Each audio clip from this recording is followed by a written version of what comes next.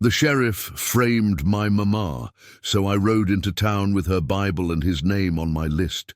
The coffee cup trembles in Mercy's hands as she watches Sheriff Dalton pour whiskey into his morning coffee across the street. Her mama's Bible sits open on the greasy diner table, pages yellow with age and tears. The folded paper beside it contains 3 names written in her mama's shaking handwriting. Dalton's name sits at the top. "You gonna eat something, honey?" The waitress refills her cup without asking. "Been sitting here near an hour. Just watching." "Watching what?" "Him." Mercy nods toward the sheriff's office. Waiting for him to finish drowning his guilt, the waitress follows her gaze.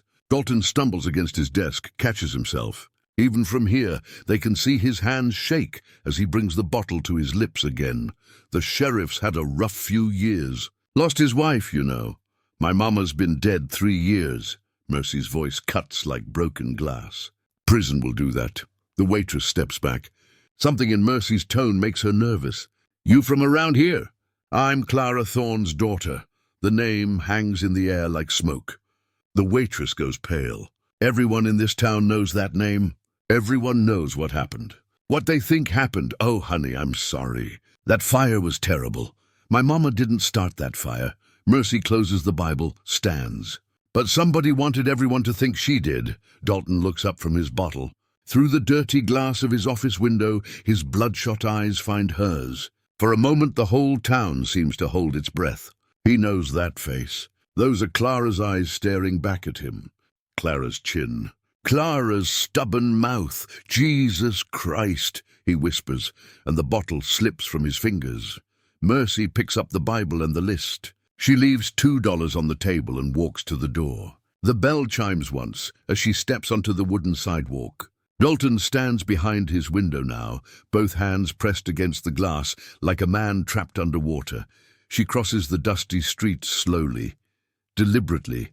Her boots echo off the empty storefronts. When she reaches his door, she doesn't knock. She just stands there waiting. The Bible was heavy in her hands. Her mama's words are heavy in her heart. The reckoning has come to town. Mercy pushes through the sheriff's office door without knocking. Dalton jerks back from his desk, knocking over an empty bottle. His deputy, Tommy, scrambles to shove a manila folder into a drawer. "Clara's daughter." Dalton's voice cracks. "Jesus, you look just like her. I know what you did. You don't know anything, girl. Your mama was sick. She confessed to a fire she didn't start." Mercy pulls the crumpled letter from her mama's Bible. She wrote this before she died. Hid it in her cell. Tommy moves toward the filing cabinet. Mercy's eyes snap to him. "Don't! Now listen here, miss." "Shut up, Tommy." Dalton stares at the letter like it's a snake. "What's it say?" "Dear Mercy, if you're reading this, they got me. The sheriff made me sign papers. Said if I didn't confess, they'd come for you next. The real fire starter was Judge Hawthorne's boy. Dalton buried the evidence. Check the old well behind the courthouse." The blood drains from Dalton's face. Tommy stops moving. "That's impossible. We searched that well. You searched it after Mama was arrested." "Not before." Mercy folds the letter carefully. "She watched you throw something down there the night of the fire. A gas can with fingerprints that weren't hers. Your mama was crazy with grief. Lost her husband, lost her land. Lost it to who, Sheriff? Who bought our farm after the fire insurance wouldn't pay out?" Silence fills the room like poison. Tommy looks between them, confused. The Hawthorne family. Dalton's whisper is barely audible. "And who signed the papers saying Mama was competent to confess? Who testified she was of sound mind when everyone knew she was falling apart?" "Dalton, what's she talking about?" Tommy's voice rises. "Shut up." Dalton slumps into his chair. "Just shut up. 3 years my mama rotted in that cell for something she didn't do. 3 years she carried the weight of a lie to protect me." Mercy steps closer. "But she left me the truth. You can't prove anything, can't I?" Mercy pulls out a second paper. Bill of sale. Signed 2 days after the fire. Hawthorne bought our land for 1/10 of its value. Funny how fast that went through, don't you think? The office walls seem to close in around them. The memory hits Mercy like a physical blow. She's 12 again, watching through the kitchen window as Sheriff Dalton drags her mama away in handcuffs. Her mama's face, streaked with tears and soot, was turning back one last time. "Tell me about that night, Sheriff." Mercy's voice is steady now. Tell me how you convinced my mama to sign that confession. Dalton stares at his shaking hands. She was broke, Mercy, desperate. When her husband died, she couldn't make the farm payments. So you offered her a deal. The Hawthorns offered her a deal. I just delivered it. The office feels thick with ghosts. Mercy can almost see her mama sitting in that same chair, broken and beaten down by grief and debt. What kind of deal? Confess to arson. So 5 to 7. They'd put money in an account for you. College fund, blood money, survival money. Your mama thought she was saving you. Tommy shifts uncomfortably by the window. Dalton, maybe we should call the judge. Which judge? The one whose son actually started the fire? Mercy's laugh is bitter. The one who signed the confession papers? Dalton flinches. Judge Hawthorne retired right after your mama's trial. Convenient. The second memory is worse. Visiting day at the prison. Her mama, thin as paper, pressing a small wrapped package into her hands. Keep this safe, baby. Don't open it till I'm gone. Promise me. She knew she was dying. Mercy speaks to the ghost in the room. The cancer was eating her alive, but she held on long enough to write that letter. The guards said she was asking for you at the end. Said your name over and over. What else did she say? Said she was sorry. Said the truth was buried but not gone. Dalton's voice breaks. Said ghosts don't lie. Mercy unwraps the small package from her pocket. Inside is a brass key and a slip of paper with coordinates. She hid more than just that letter. The real evidence is still out there. Where? Where it all started. The well. Dalton reaches into his desk drawer and pulls out a thick envelope. Bills spill across the scarred wood surface. 50,000. Cash. Take it and leave town tonight. You think my mama's life is worth 50,000? I think your life is worth staying quiet. His tone shifts, harder now. This town has a way of dealing with troublemakers. Mercy doesn't touch the money. Is that a threat, Sheriff? It's reality. You start digging up the past, people get nervous. Nervous people do stupid things. The office door opens. Tommy steps aside as 3 men walk in without knocking. Judge Hawthorne, older now, but still carrying authority like a weapon. District Attorney Morrison. His suit was expensive even in this backwater town. And behind them a younger man with cold eyes and soft hands. Marcus Hawthorne. Mercy studies the judge's son. The real arsonist. You have no proof of that. Judge Hawthorne's voice booms. Wild accusations from a dead woman's rambling letter. I have more than letters. Morrison steps forward. Miss Thorne, perhaps we can reach an understanding. Your mother's conviction was legally sound. Reopening old wounds serves no one. It serves justice. Justice. Marcus laughs. Your mother was a drunk who lost her mind after her husband died. Everyone knew it. Everyone believed what you wanted them to believe. Judge Hawthorne signals to his son. Marcus pulls out his phone, dials. Yeah, it's me. We got a problem. Clara Thorne's daughter is in town asking questions. Mercy watches them circle like vultures. You're calling the land developer.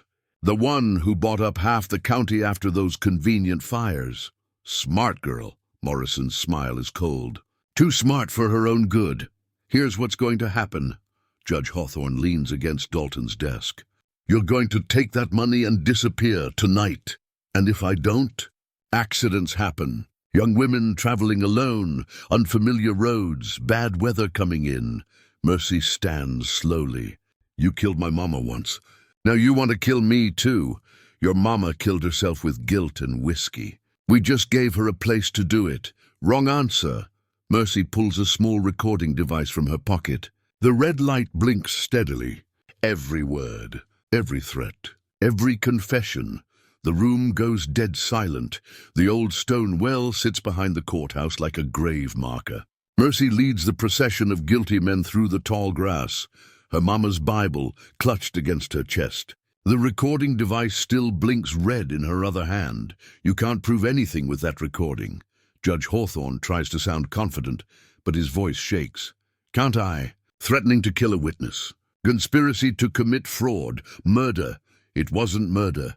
Marcus kicks at a loose stone. Your mama drank herself to death after you destroyed her life. Mercy stops at the well's edge. This is where you threw the evidence.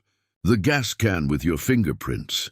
Dalton stares down into the black water. It's been 3 years. Nothing's left down there. My mama was smarter than you gave her credit for. Mercy pulls the brass key from her pocket. She made copies before you destroyed the originals. Morrison lunges for the recording device. Mercy steps back almost to the well's edge. Try it. See what happens. Where are the copies? Judge Hawthorne demands. Safe place, along with photos of the bill of sale, signed statements from 3 witnesses who saw Marcus running from the barn that night. You're lying. Am I? Mercy opens the Bible.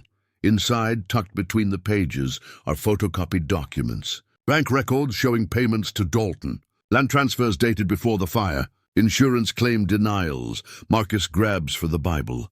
Mercy swings it hard, catching him across the face. He staggers backward, blood streaming from his nose. That's for my mama. Enough. Judge Hawthorne raises his hands. What do you want? The truth, all of it. On record, and then justice. One by one they break. Morrison admits to falsifying evidence. Judge Hawthorne confesses to coercing the confession. Marcus, still bleeding, admits to setting the fire to cover gambling debts. Dalton, last and lowest, admits to taking money to bury the truth. My mama died believing she was a criminal. Mercy's voice carries across the empty field. She carried that shame to her grave to protect me. Tommy, who has stood silent through it all, finally speaks. I'll testify. I'll tell them everything. The wind picks up, rustling through the Bible pages. For a moment, Mercy can almost hear her mama's voice whispering through the grass. The dead don't lie. They just wait for the living to tell their truth.